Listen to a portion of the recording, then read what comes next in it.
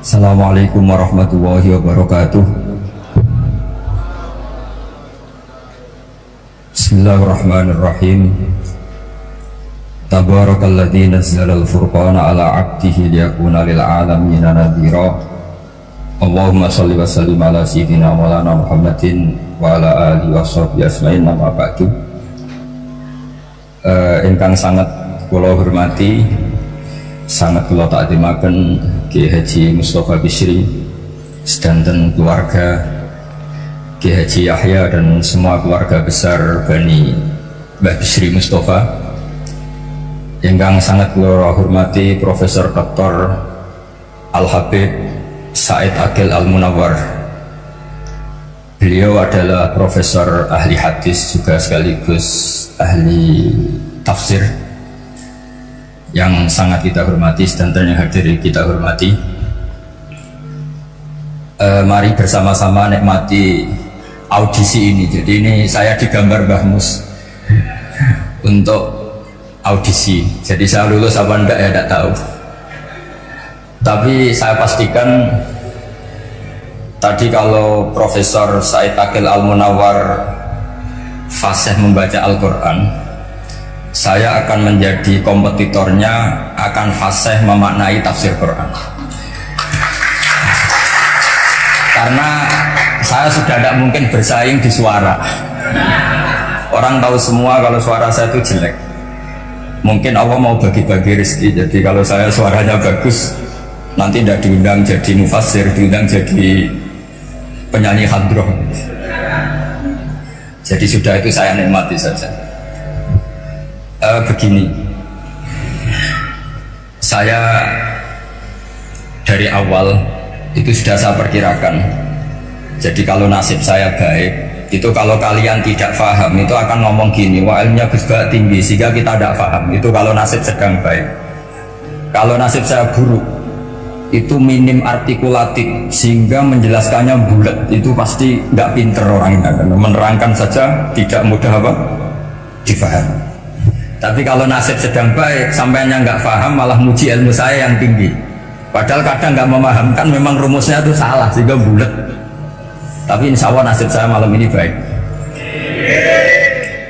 Begini, saya dulu pernah berdoa berkali-kali sama Allah Subhanahu Wa Taala bahwa saya ingin membaca Quran itu fasih fil makna. Fasih itu artinya jelas, runtutan logikanya jelas.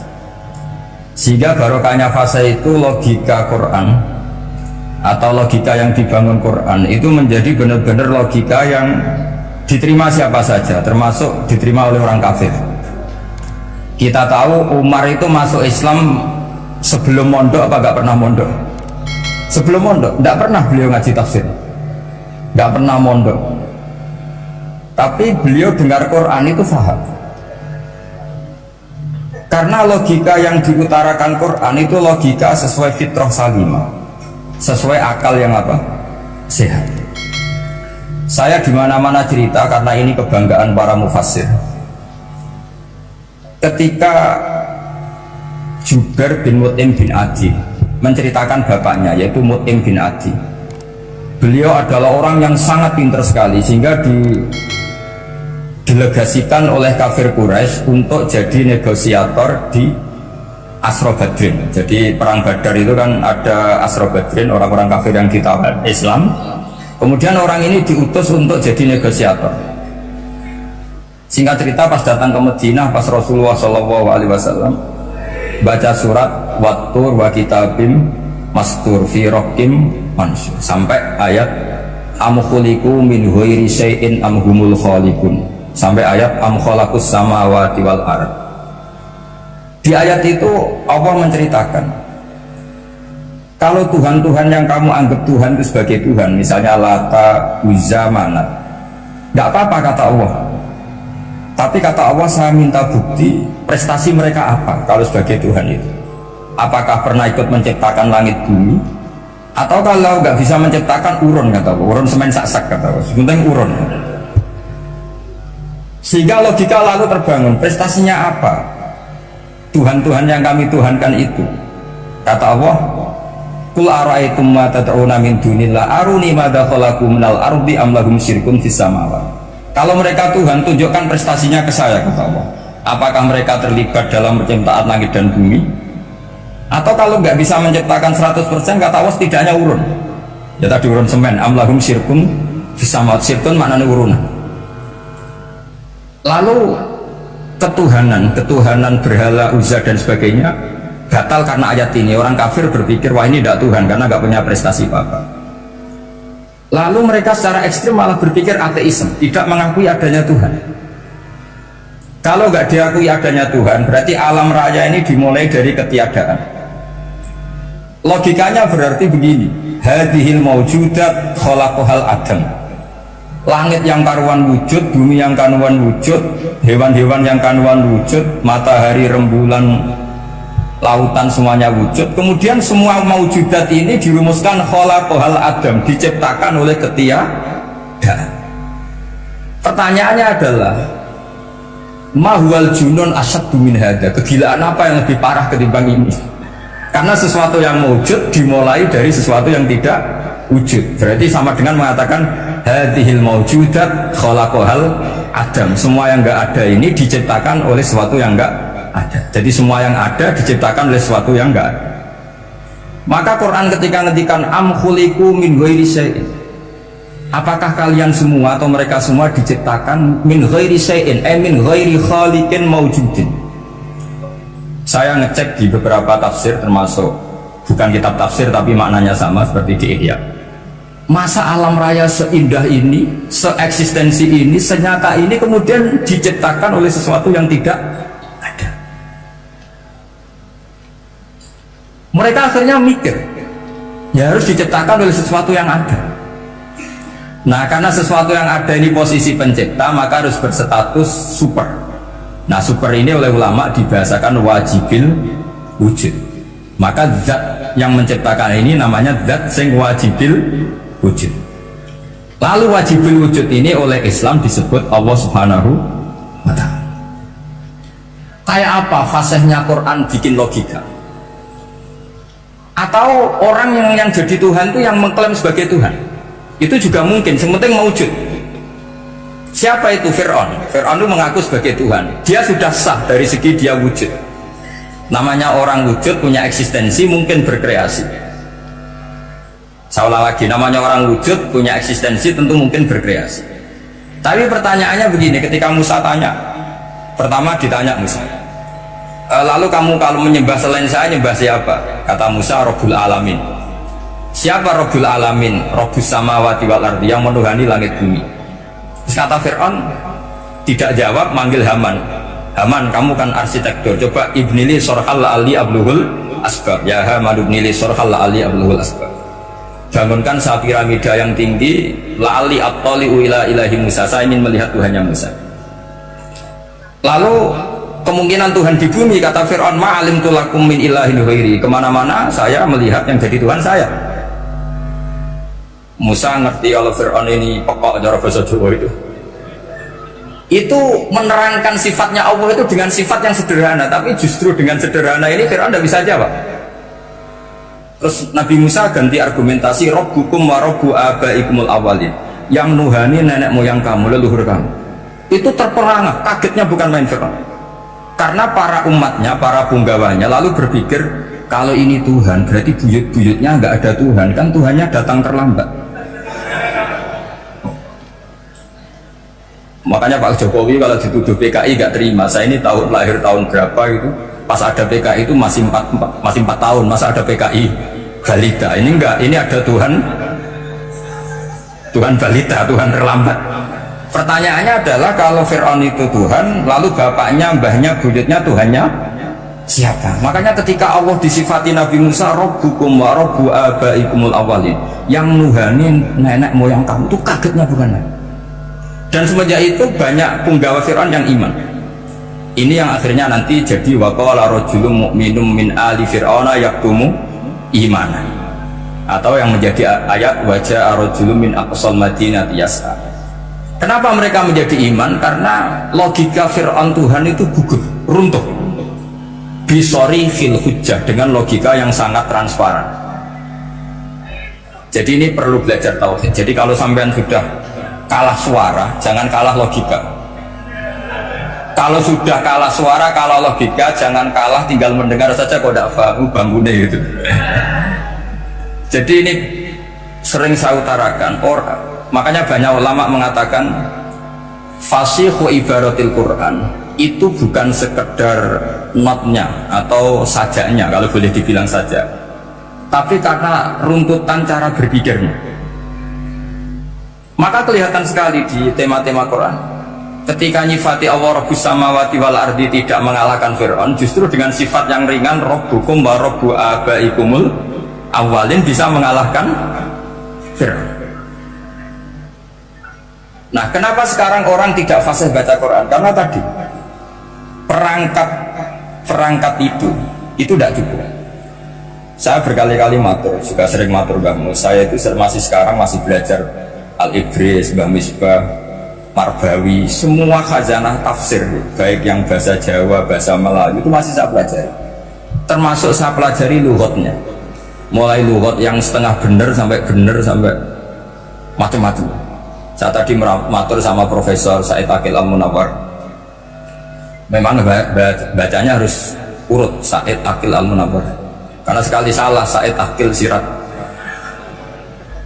Sebenarnya nggak apa-apa, ini sama-sama orang alim, cuma tidak tahu nasib di publik ini, nggak tahu saya ya, macam-macam lah gitu. Namanya orang banyak, nggak usah dijelaskan, tapi semuanya baik. Saya pernah ketemu Pak Said Aqil Sirat itu bilang gini, Gus, orang jadi wali itu sebabnya dua. Mungkin kalau kayak jenengan banyak pecintanya yang doakan banyak, kalau saya banyak yang benci, wah itu ngirangi dosa gitu kan. Batin gue dasar orang alim bener wah. Jadi beliau nikmati memang, karena babanya beliau itu sama dengan babah saya yang dari keluarga Kudus. Buyut saya itu kakaknya buyutnya Pak Said Aqil. Jadi makanya jangan pernah benci orang alim. Orang alim bulet atau kayak opo itu masih aja punya alasan.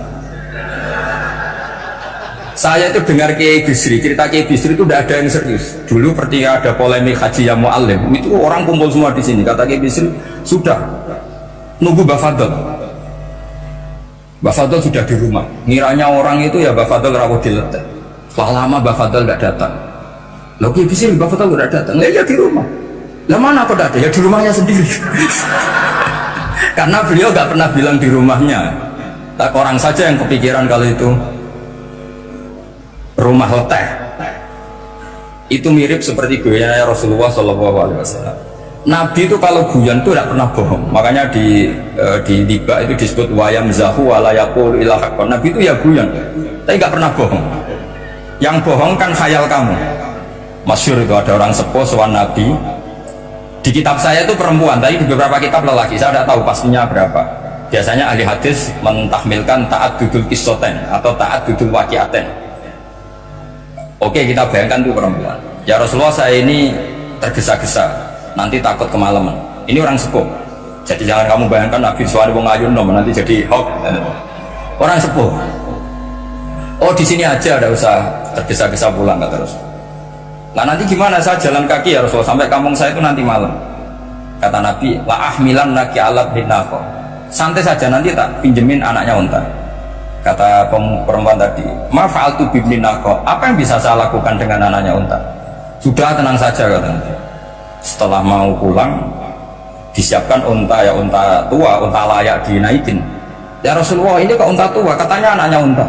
Nabi dengan santai, oh masih tua ya anak unta.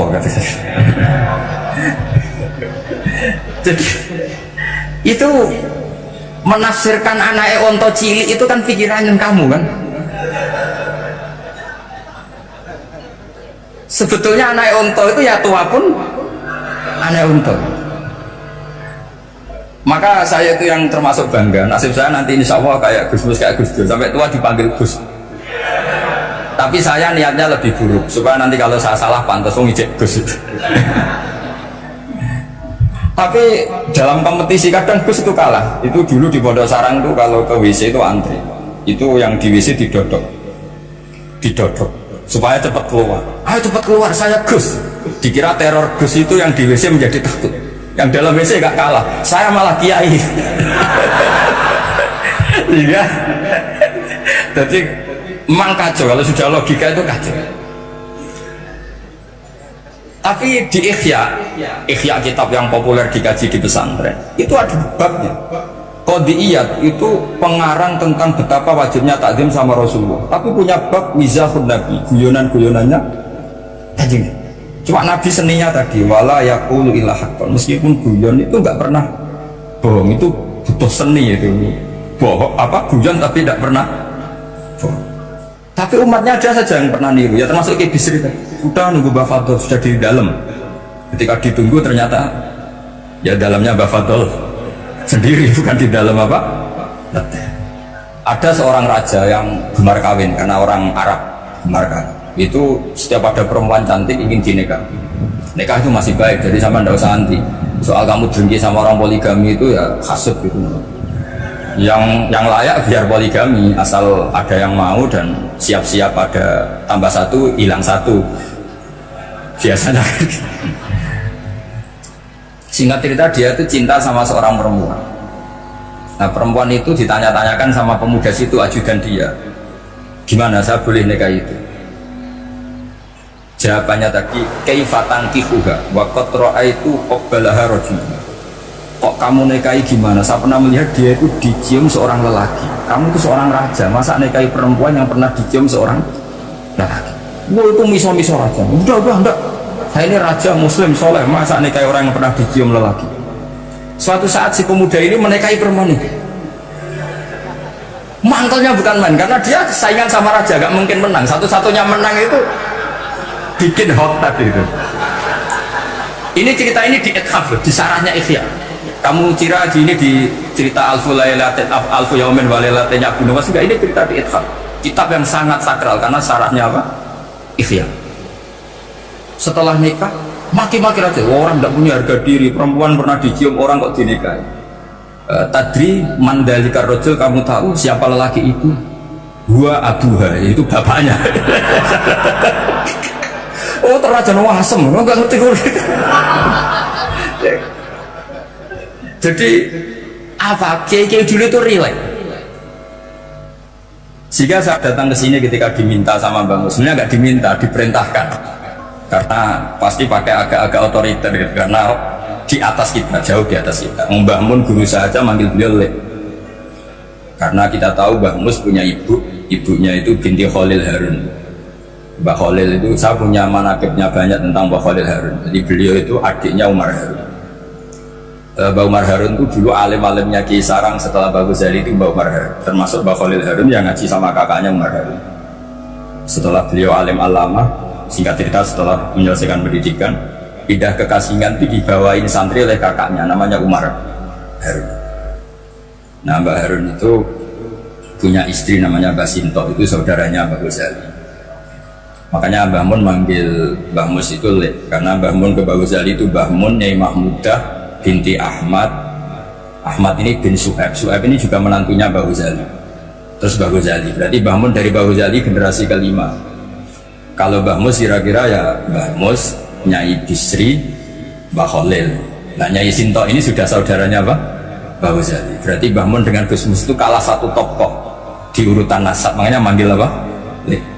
Tapi Mbah Mus orang baik, tidak pernah manfaatkan itu. Yang sering manfaatkan Mbah Nawawi itu. Karena pernah sepuh itu, wah sembrono kalau sama saya itu. Saya di mana-mana itu digosipkan murid beliau. Ya saya ikhlas saja, itu satu-satunya harga diri Mbah Nawawi, ya saya ikhlas. Saya ikhlas seikhlas-ikhlasnya. Jadi karena memang saya manggil beliau juga memang pernah nyambah. Buyut saya kandung itu namanya Maimunah, itu mbaknya Mbah Dowi. Jadi saya ini juga Bani Lasem. Buyut saya kandung namanya Maimunah, istrinya Mbah Umar bin Arabi, melahirkan mbah saya sampai ibu saya sampai saya. Saya teruskan. Jadi cobalah Quran itu dibaca secara fasih. Kalau ingin baca fasih caranya gimana? Kamu harus belajar balaghah, belajar lisanul Arab, belajar mantek, belajar logika. Nah, kalau logika itu tidak sampai, cari muhalnya. Ini fatwanya Said Robin Al-Buti, juga fatwanya semua ulama usul fikih. Saya ulang lagi ya, kalau logika kamu nggak paham, cari sisi muhalnya. Saya ulang lagi, cari sisi hati. Misalnya kamu angan-angan tentang Allah enggak dok, sedurunge Allah itu sopo. Misalnya kamu angan-angan gitu. Sama agama tentu itu dilarang, tapi orang filsafat tetap saja nyari itu. Lalu hentikan pencarian itu, yaitu tadi katakan saja hadhil maujudat yastakhilu ayyasluqahal adam. Sesuatu yang maujud tentu nggak mungkin disebabkan oleh sesuatu yang tidak ada. Fa innal adama la yu'athiru aslan wa la yakhluqu aslan. Namanya sesuatu yang nggak ada pasti tidak berstatus pencipta. Namanya saja nggak ada. Akhirnya la budda min ayyasbiqu hadzal alam maujudun. Maka alam ini harus didahului sesuatu yang maujud. Lah maujud ini yang oleh Islam disebut Allah Subhanahu wa taala. Sudah selesai di sini. Tinggal delok TV, tinggal ngopi, turu sampai setannya setruk karena nunggu mau bikin was-was itu lagi. Loh, saya itu termasuk kiai paling sering lihat sinetron. Kadang ya lihat Mak Lampir itu sering jadi. Sampai istri saya itu protes, Gus, dengan kata orang banyak orang alim kok senengan itu Mak Lampir. Karena setan mau menggoda saya tentang berpikir Allah. Jadi dia ngenteni. Kok malah mikir Mak Lampir. Setelah lihat Mak Lampir biasanya saya itu lapar, terus makan. Habis makan tidur. Setannya masih nunggu mau was-was. Ternyata saya habis bangun ngopi lagi. Kadang lihat berita orang fitnah ke KPK macam-macam. Ini penting saya utarakan supaya setan itu tidak menang. Jadi ciri utama setan itu kata Rasulullah SAW, setan ini goda umatku, hadhil jibal khalaqaha Allah, hadhil ardo khalaqaha Allah, hadhil bihar khalaqaha Allah, faman khalaqaha Allah. Itu makanya banyak orang jurusan filsafat keblinger karena tanya Allah itu siapa. Kata Rasulullah, jika sampai ini maka kamu harus berhenti. Loh, berhenti tanpa dialihkan ke yang lain kan susah. Tinggal aja lihat dulu sinetron. Ya paling gampang ya Mak Lampir, kan ada takut-takutnya sedikit. Karena kalau lihat sinetron anak-anak milenial itu kalau ada artis cantik sampai nangis. Karena istri kamu tidak seperti itu. Jadi ini trik ya. Trik supaya melihat TV tapi tidak nyesal. Makanya saya milihnya Anggrek Darmo, Mak Lampir. Ya saya nggak mikir maknanya, butuhnya setan bin mangkok gitu. Karena ngenteni saya mikir itu, ternyata tidak mikir itu lagi. Jadi makom saya itu beda, sama-sama lihat sinetron. Mungkin saya jadi wali karena lihat sinetron. Mungkin ya. Makanya banyak wali itu nggak bisa diduga. Banyak orang jadi wali itu justru karena makan, justru karena melakukan hal-hal yang cara orang banyak itu salah. Itu Abu Yazid Al-Bustami itu pernah tanya sama Allah. Kak Haman nggak usah bayangkan caranya tanya gimana. Enggak wali ya enggak tuh. Sudah ada usah tanya itu. Tanya gini, ya Allah, orang seserdup saya dalam ibadah sedekat ini sama jenengan. Lalu saingan saya dekat jenengan masuk surga itu siapa? Sama Allah ditunjukkan orang yang tidur, itu tidur ya teman kamu yang tidur di kamar. Nggak terima Bu, ini gimana kok bisa setingkat saya, orang tidak tidur gitu. Yang saya ibadah terus istighfar terus. Tapi jawabannya Allah nih, woi ibadah terus itu mergo wedi aku. Jadi kan nganggep aku itu rodok-rodok jahat gitu. Iki tuh ratu mergo yakin aku ya apian, mari ditinggal turu. Jadi sampean jangan tiru makom saya ketika tidur. Itu punya kelas khusus. Tapi jangan tiru, ini cerita saja, sampean tidak harus niru. Karena sampean kalau niru itu harus ada Abu Yazidnya. Abu Yazid sudah nggak ada. Tapi itu ilmu. Ilmu yang cocok tidak cocok harus kita kaji. Saya tadi jagungan sama beliau, sama Profesor Said Akil Al-Munawar. Beliau cerita sebetulnya sekolahan saya itu tentang usul fikih, tapi terkenal saya Profesor Tafsir. Tapi saya suka ilmu usul fikih, meskipun korbannya ya banyak. Biasanya orang jadi liberal gara-gara ya usul fikih. Sebenarnya nggak perlu dipikir lah itu macam-macam. Begini, dalam usul fikih yang mainstream itu kan ada hukum wajib, haram, ya makruh, terus macam-macam lah. Termasuk ada mubah. Mubah itu boleh dilakukan, boleh ditinggalkan. Dalam ilmu usul fikih sebetulnya definisi mubah boleh dilakukan, boleh ditinggalkan itu salah. Karena begini, setiap Anda melakukan sesuatu yang mubah, pasti di saat itu meninggalkan sesuatu yang haram. Saya ulang lagi ya. Ithma min mubahin illa wa yatahaqqaqu bihi tarku haramimma. Semua teks di Lubul Usul seperti itu. Memang saya hafalkan karena ini cara saya jadi wali yang mudah murah. Izma min mubahin illa wa yatahaqqaqu bihi tarku haramimma fayatahaqqaqu bisukun tarkul qatli wa bisukut tarkul qadzaf. Terus beliau membuat sekian contoh. Hukum mubah itu kata ulama yang lain kan boleh dilakukan, boleh ditinggal. Itu tidak benar. Mubah itu ya wajib, karena setiap kita melakukan mubah maka saat itu berarti kita meninggalkan barang haram. Coba orang tidur itu artinya apa? Tidak zina, tidak maling, tidak selingkuh, tidak mabuk. Sampean di pondok nikmati jagungan, rokokan, ngopi, artinya nikmati rokok, nikmati kopi, tidak menikmati tontonan di bar. Makanya kita berharap malaikat itu belajar usul fikih sehingga ketika kita rokok di pondok dilihat hada taroka melihat bar, wahada taroka melihat dangdutan, wahada. Jangan sampai malaikat bilang gini, dasar kere rakra delok. Itu repot kalau sampai begitu. Nah, kalau mubah itu artinya tarkul haram. Tarkul haram itu wajib apa sunat? Wajib kan? Berarti setiap orang melakukan mubah hakikatnya melakukan wajib, dan itu artinya dapat pahala.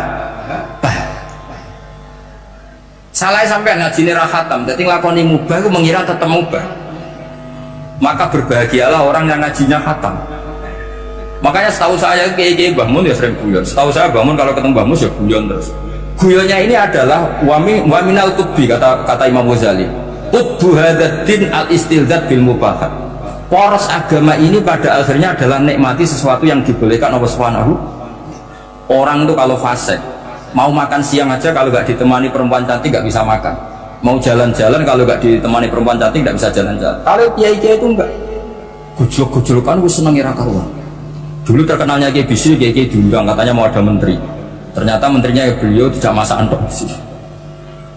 Karena mananya menteri itu pembantu presiden. Semua kita adalah bantu presiden terlaksananya kedamaian itu. Loh iya kan? Saya berkali-kali ngomong di mana-mana. Apa artinya menteri pertanian kalau kita tidak nanam padi? Mbok pinternya kayak apa tetap nggak ada ketahanan pangan. Sekarang menjadi ketahanan pangan itu rumusnya menteri apa karena petani mau nanam padi? Itu hakikatnya membantu presiden dalam ketahanan pangan. Cuma petani lebih keren karena tidak butuh digaji. Kalau menteri ya keren tapi kurang keren karena masih dapat apa? Gaji. Akeh tunggalnya lah mikir untuk gaji. Nah petani enggak mikir, nggak dapat gaji. Itu keren. Selalu rakyat lebih keren dibanding pejabatnya. Memang gitu aturannya begitu. Aturannya begitu. Kamu saja yang kurang syukur. Jadi rakyat tuh beremeng, enak jadi menteri. Ya sudah itu hak kamu. Tapi saya tidak berpikir seperti itu. Maka saya ulang lagi. Ya. Kenapa saya ngomong seperti ini? Supaya tadi saya sudah bilang, saya sudah nggak menang dalam suara, harus menang dalam logika. Karena ini audisi, ini audisi. Di kabar Mbah Mus nanti yang menang siapa tidak tahu. Tadi Pak Muat, sekarang saya, kemarin Gus Zobur nggak tahu saya. Nanti masuk nominasi apa nggak tahu. Begini, kalau artinya fi'lul mubah itu tarkul haram, saya ulang lagi. Kalau fi'lul mubah itu artinya tarkul, maka mubah ini spesialnya. Sehingga Allah kadang ngendikan sederhana sekali. Wa min ayatihi manamukum billaili wan nahar. Termasuk ayatnya Allah adalah kamu ditakdir tidur malam hari maupun siang hari. Kalau kamu nggak malam hari, subuh hari, pagi hari, siang. Kenapa dihitung wamin ayatihi? Sekarang kalau ada pakar medis, pakar kesehatan bilang ini kalau kurang istirahat mati, kalau kurang istirahat jantungan. Berarti tidur adalah menghilangkan penyakit jantung. Obat paling mandi dengan orang rutin tidurnya itu masih mandi orang rutin tidur. Kamu beli obat harganya 1 miliar tapi gak pernah tidur 3 hari, tetap takobbalallahu minna minkum takobbal ya karim. Maka yang penting itu obatnya apa tidurnya? Tidurnya yang dibantu obat. Tapi kalau obat tok gak dibantu tidur masih sakit. Berarti penting mana tidur sama obat? Karena penting tidur wa min ayatihi. Orang kayak sampean sering delok YouTube, delok gambar yang macam-macam. Barokah mana dengan tidur? Wong nak melek mripate delok macam-macam. Barokah tidur. Jadi tidur adalah perlawanan terhadap keinginan melakukan haraman. Ya saya ulang lagi, tidur itu adalah perlawanan terhadap keinginan melakukan keharaman. Jadi kalau mau tidur nyati gini, ya Allah, siap tidak berangan-angan tentang maksiat terus tidur. Oh itu wa min ayatihi. Jangan kok ganti duit terus ngombe sing akeh ben iso ngantuk. Wah ini tidur yang untuk melawan kemiskinan. Supaya lupa utangnya tidur, lupa kasusnya itu udah akan jadi wali yang seperti itu. Kalau jadi wali tak gugat ya. Nah, sehingga karena mubah itu tarkul haram, Allah itu sering menghitung ibadah yang super itu halal mubah. Misalnya Allah ngendikan kulu washrobu, kamu harus makan. Sekarang gini, jaga kesehatan itu wajib enggak? Wajib. Kalau saya ada sihat tidak bisa ngaji di sini. Apalagi Mbah Mus kalau nggak sihat ditunggu orang se-Indonesia fatwa. Dan di antara cara sehat kamu harus makan. Kalau nggak makan sakit. Lalu makan dengan posisi menyehatkan orang yang bisa fatwa, bisa mulang, bisa macam-macam. Posisi ini super apa tidak super? Super.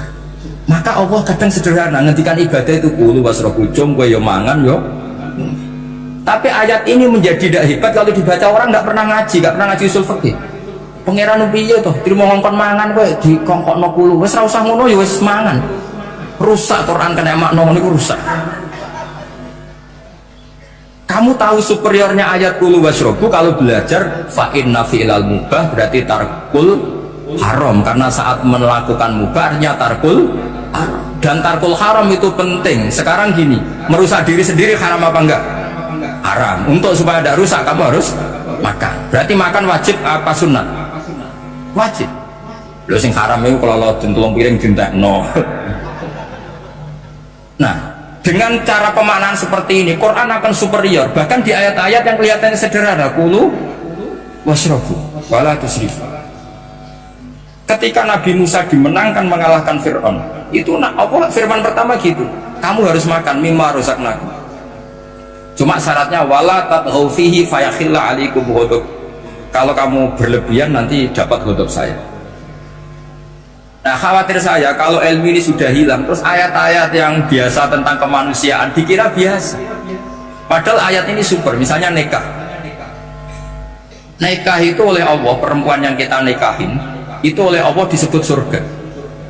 Saya punya bukti, misalnya gini ayat ya, wala tangkihul musyrikati hatta yu'min wala amatum mu'minatun khairum min musyrikati walau a'jabatkum. Terus terusannya ayat wala tangkihul musyrikina hatta yu'minu wala abdu mu'minun khairum min musyriki walau a'jabakum.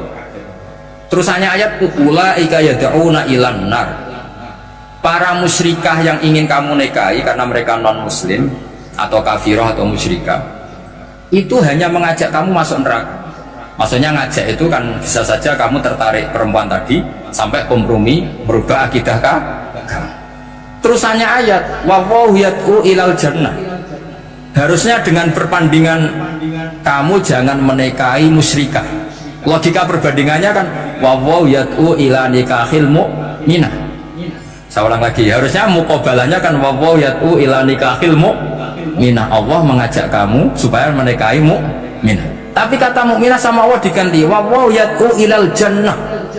Allah mengajak kamu masuk surga. Ila nikahil mu'minah. Artinya gini, setiap kamu hubungan intim sama istri kamu itu adalah menjadi kamu tidak zina. Jadi kalau kamu tidak zina, barokahnya istri kamu ini penopang kamu masuk surga. Makanya Rasulullah pernah ditanya ibadah itu apa saja. Nabi secara ringan diantara jawabannya wa fi buti ahadikum shadaqah. Sudah kamu ngumpuli istri kamu itu ya ibadah. Terus kata sahabat-sahabat, ya Rasulullah ayati ahaduna syahwatahu wa walahu ajrun. Yang benar saja Rasulullah, masa urusan gitu dapat pahala. Nabi jawabannya ya enteng, alai salawatu fi haramin aka'ana ali wisrun. Kalau dia salah yang dikeloni kan ya dosa. Berarti kalau ngeloni yang benar juga pahala. Berarti istri kamu itu jannah surga. Cuma jannah yang agak aneh karena rewel itu agak aneh. Jadi itu jannah yang agak aneh. Maka supaya jannah ini tidak aneh, kata Rasulullah itu cara bersuami istri itu kata Rasulullah halla jariyatan tula ibuka wa tula ibuka. Sebagian riwayat halla jariyatan tudhaqikuha wa tudhaqikuka. Kamu cari perempuan yang gampang guyon, gampang rileks. Mula abah itu rileks, mudhahaka ya rileks. Saya berkali-kali cerita, saya ini termasuk orang yang nggak pernah diskusi penting sama istri saya karena takut tegang. Biasanya kalau tegang itu yang suaminya kalah. Jadi saya itu nggak pernah diskusi penting. Saya kemarin mau ke Pasuruan ya, mau ke Peloso itu ditanya mau kemana, ya tidak tahu. Terus pulangnya kapan, ya nggak tahu. Wong kok ora rohan. Ya saya senang saja. Nggak roh itu artinya kan bodoh. Orang bodoh itu nggak mukallaf, artinya nggak dosa kata saya. Jadi saya ngambil hikmahnya saja. Anda tahu, ditakoi kok jawabannya ora jelas. Orang jelas itu misteri. Memang dunia itu penuh misteri. Pokoknya tak itu. Pokoknya yang kira-kira itu jadi tidak penting.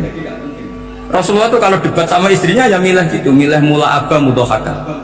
Saya punya sekian cerita betapa Rasulullah itu rileks ngadepin cemburu-cemburunan. Sayyidah Khadijah tentu orang yang super bagi Rasulullah. Sampai ketika adiknya Sayyidah Khadijah, kalau nggak salah namanya itu Halah ini, kalau datang itu Rasulullah itu menjamu karena mengingatkan suara Khadijah. Kalau muji Khadijah itu sudah langit Rasulullah. Sehingga Aisyah itu cemburu. Bagaimana anda selalu muji Khadijah? Waqad abdalakallahu khairan minha. Allah mengganti yang lebih cantik ketimbang Khadijah dan lebih muda. Maksudnya Aisyah. Kenapa masih muji yang sudah meninggal? Tua lagi kan? Gantian Sayyidah Fatimah yang tersinggung karena ibunya ditua-tuakan.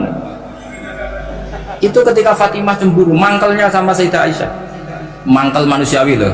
Nggak usah kamu jadi Syiah terus benci Aisyah itu.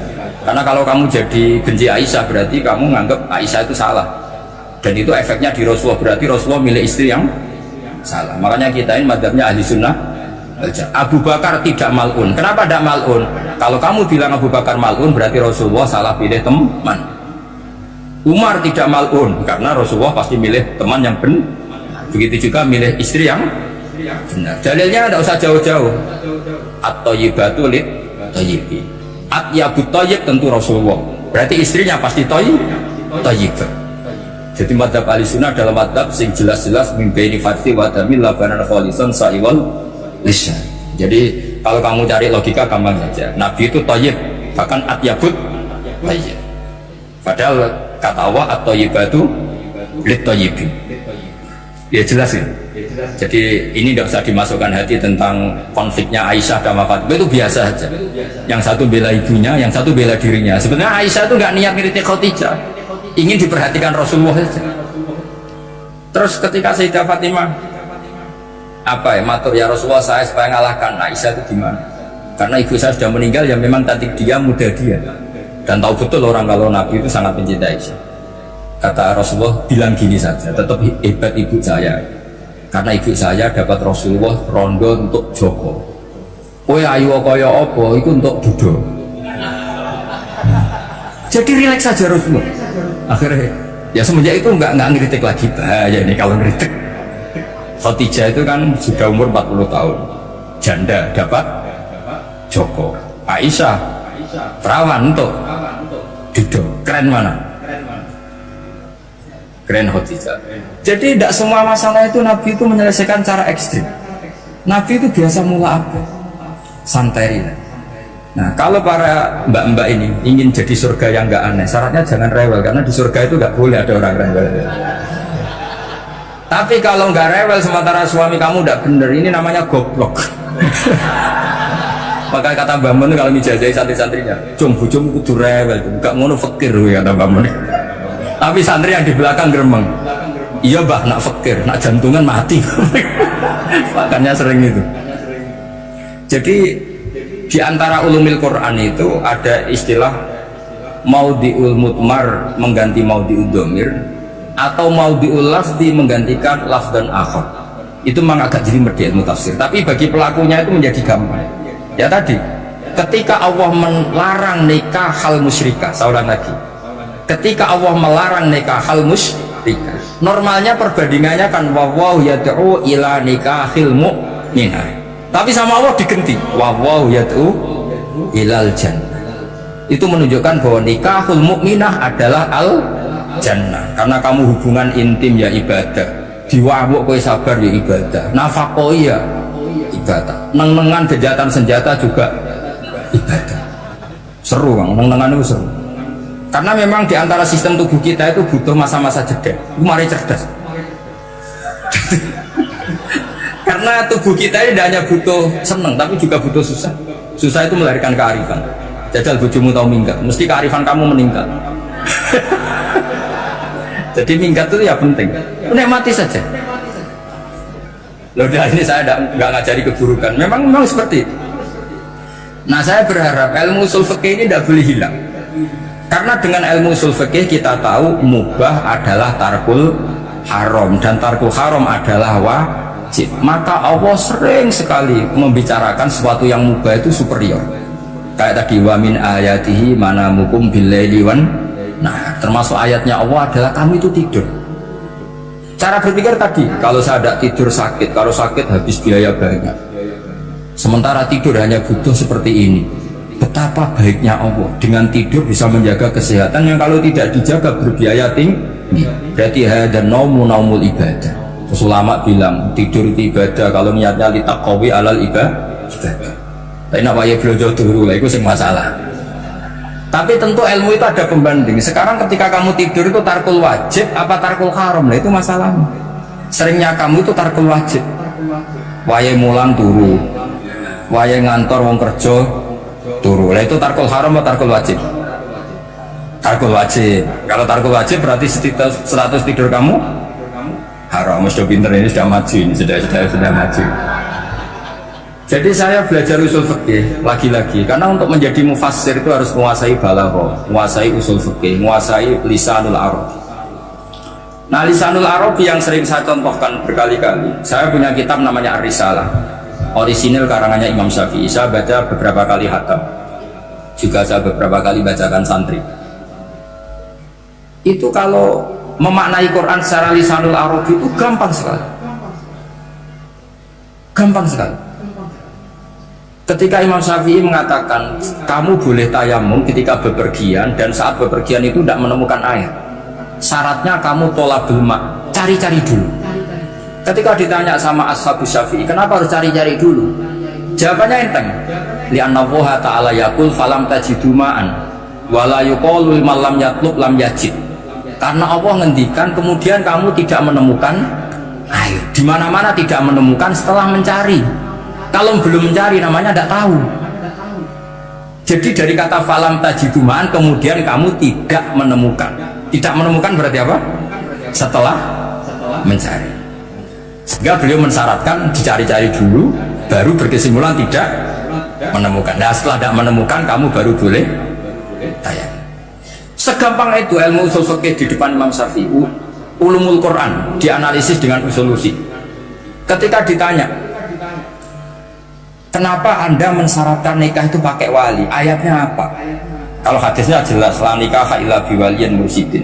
Ayatnya apa? Imam Syafi'i secara enteng baca ayat fala ta'duluhunna ayyangkihna azwajahunna idza taradaw bainahum bil ma'ruf.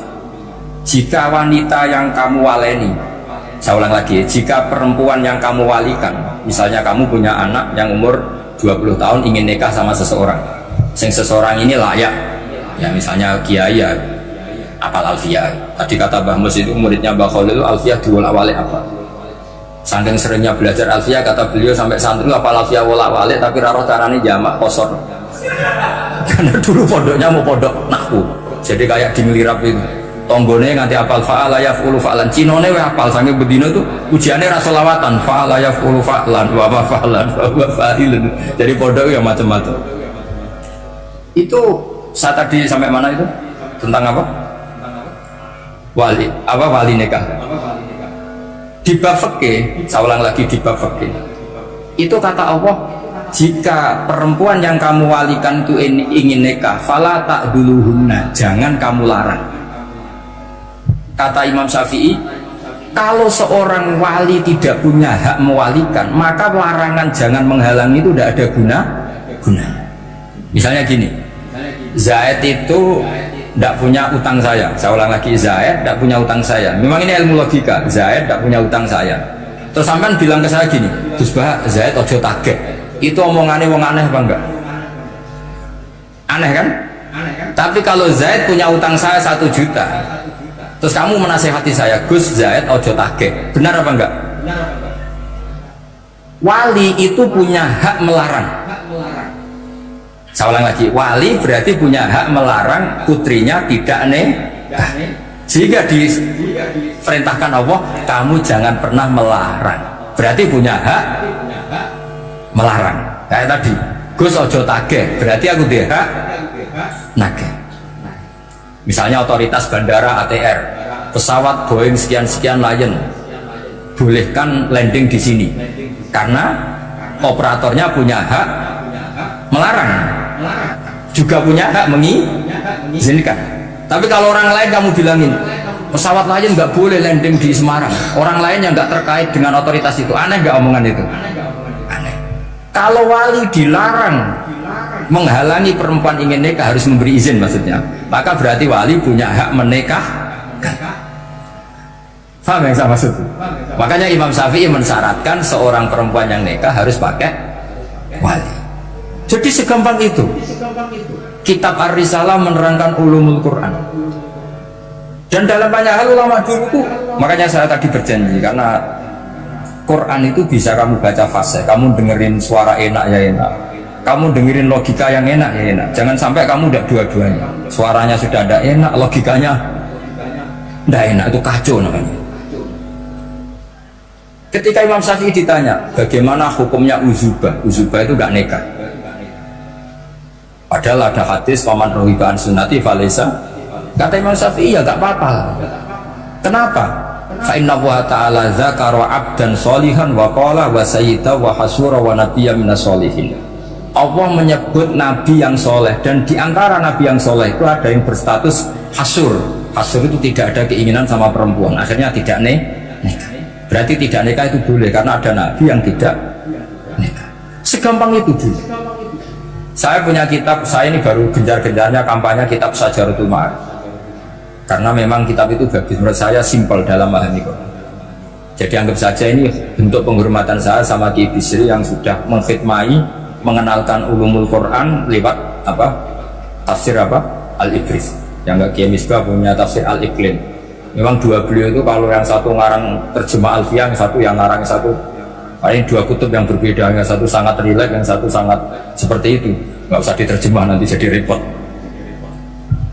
Itu apa ulumul Quran yang ditulis Syajaratul Ma'arif itu gampang sekali. Misalnya begini, beliau bikin judul Babun Nafil Ibad Bikulil Bilal, bab seseorang harus manfaat kapan saja dia berada.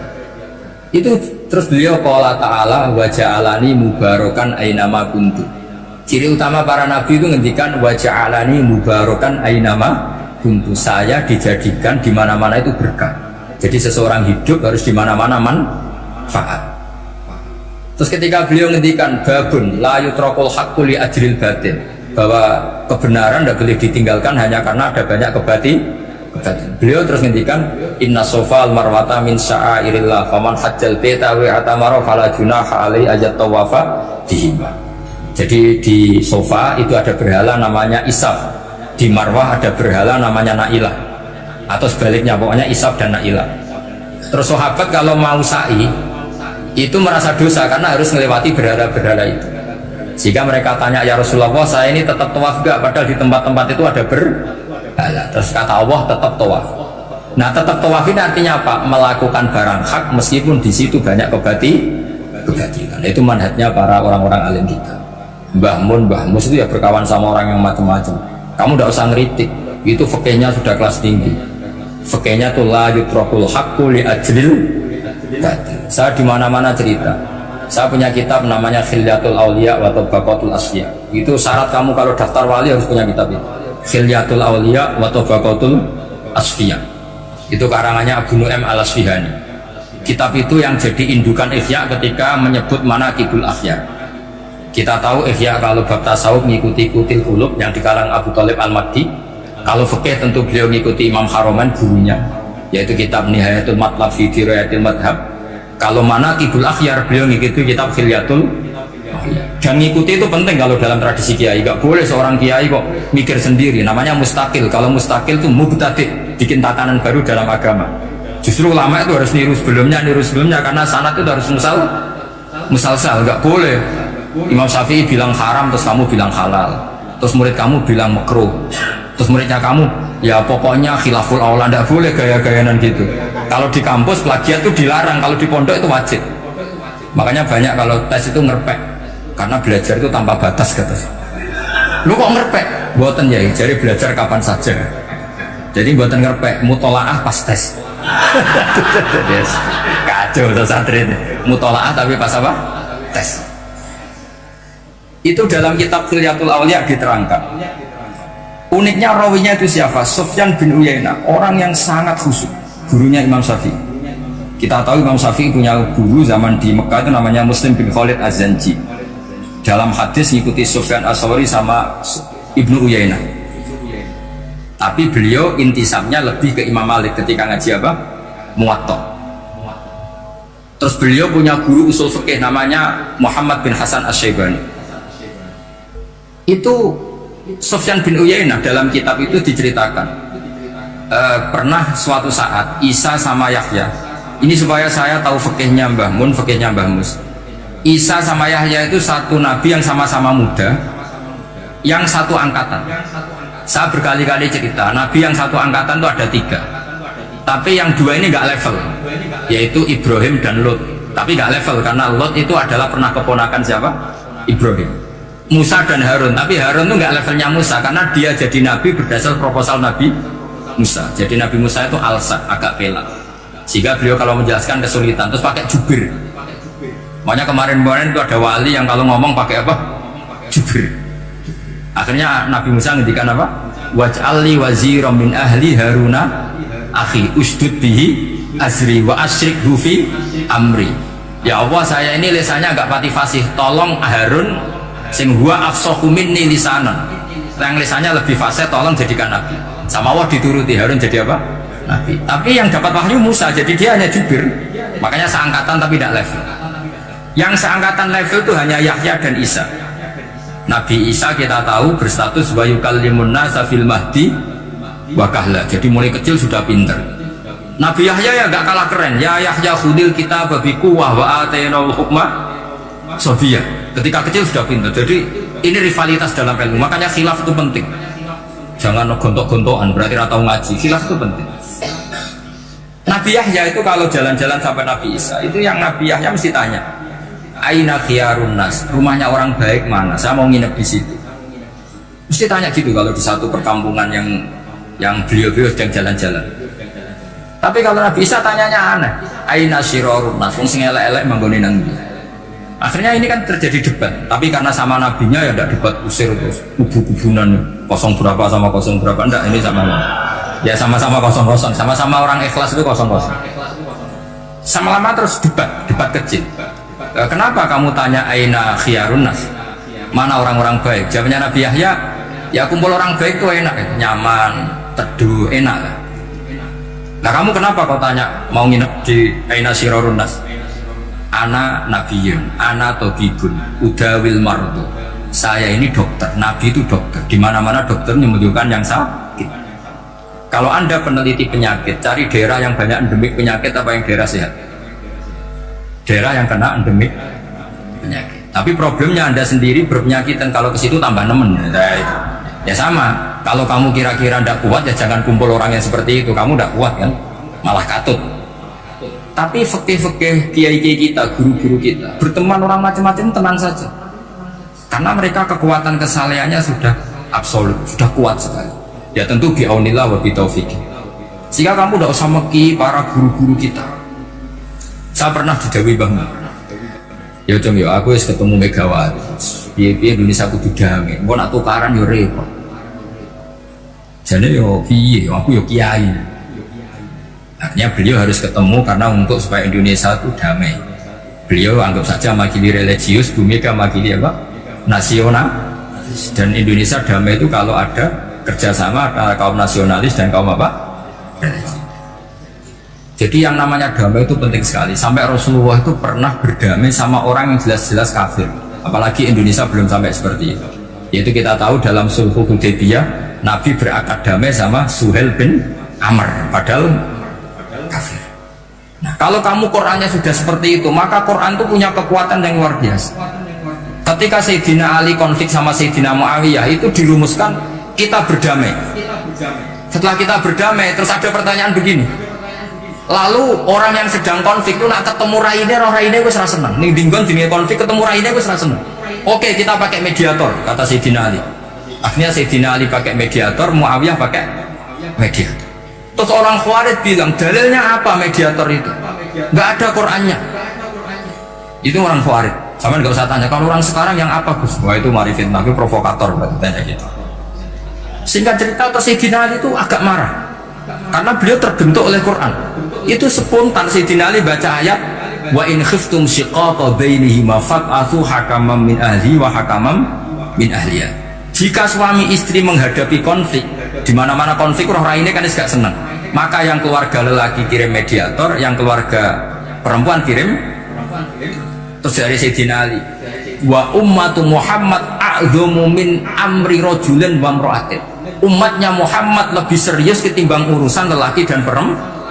Wong suami istri saja kalau konflik butuh mediator, apalagi hadhil segampang itu mereka istidlal. Jadi mediator dalilnya mana ya? Dalilnya wa in khiftum shiqaqa bainihima fab'atsu hakaman min ahli wa hakaman min ahli. Dulu Quran itu seperti itu. Ya sekarang problemnya Quran itu tidak dikaji seperti itu, sehingga fasihul ibarat atau fasihul akli atau balaghatut ta'aqqul itu enggak ada. Makanya saya ini pengagum kitab Ibnu Hajar al-Asqalani yang nyari Bukhari. Kata Ibnu Hajar al-Asqalani, termasuk mukjizatnya Quran adalah al-iltizat al-aqli. Akal itu menjadi nyaman. Itu uniknya yang dicontohkan seperti ngaji saya malam ini. Misalnya Allah ngendikan am khuliqu min ghairi syai'in, yang namanya maujudat tentu diciptakan sesuatu yang maujud. Karena akal akan tersiksa ketika dicekoi gini, hadhil maujudat khalaqahal adam. Tersiksa enggak akal kamu sebagai orang waras dicekoi pikiran hadhil maujudat khalaqahal adam. Ini maujudat disebabkan oleh ketiadaan. Mesti kowe ra iso turu. Barang ra ono iso gawe iku piye? Nah ini yang dimaksud dalam ilmu tasawuf ala bi dzikrillah tatmainnul qulub. Jadi cara tenangnya hati itu macam-macam. Nak wong toreko wis wong kon wiridan. Nak koyo kula rada ahli akal, wis menang. Alhamdulillah di pangeran sing wujud. Berarti hadil maujudat khalaqahal maujud. Berhubung maujud ini pencipta berstatus super. Super itu dalam agama disebut wajibul wujud atau musabbibul asbab atau kausa primamboh lah sauni-uni. Sing penting itu ora hadil maujudat khalaqahal. Makanya kata beliau, Nabi itu bukan sekedar jamal suratan, ganteng secara perawakan, secara fisik enggak, tapi juga Nabi punya jamalul akal. Akalnya itu nyaman. Yaitu kita disuruh iman dengan sesuatu yang memang kita nyaman. Seperti kita disuruh iman bahwa alam ini diciptakan oleh Allah, oleh al-mawjud yang super. Kan terus nyaman. Coba kalau kamu diajarin Islam, alam ini yakini yang menciptakan adalah ketiadaan. Oh kamu kuliah sampai profesor sampai dokter pusing, ini ajaran apa? Sesuatu yang tidak ada menyebabkan sesuatu yang ada. Nah, itu namanya termasuk ajaran ini indah karena ada al-iltizat al-aqli, kenyamanan apa berpikir karena terusnya. Ya saya kira demikian, ini audisinya selesai. Assalamualaikum warahmatullahi wabarakatuh.